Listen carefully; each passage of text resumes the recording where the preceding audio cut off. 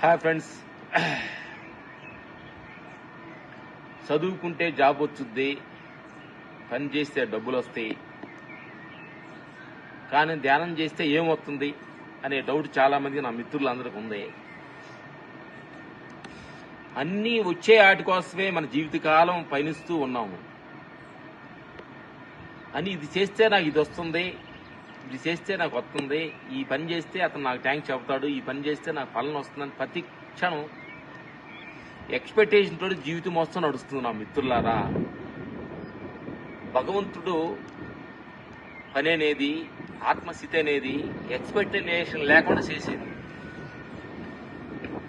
అందుకని నా మిత్రులారా, ప్రతిదానికి ఎక్స్పెక్టేషన్ అలవాటు పడిపోయి ఆ ఎక్స్పెక్టేషన్ జరగలేదంటే దుఃఖానికి గురి అవుతున్నాను. నా మిత్రులారా, ఈ రెండింటికి అతీతమైంది ఆత్మస్థితి, ఎక్స్పెక్టేషన్కి అతీతమైంది ఆత్మస్థితి. అందుకని నా మిత్రులారా, మీరు ప్రతి క్షణం ఆత్మస్థితిలో ఉండాలనుకోండి, ఎలాంటి ప్రాబ్లం ఉండదు అనే సత్యాన్ని చెప్పుకుని చదివిస్తున్నాను. Okay, thank you.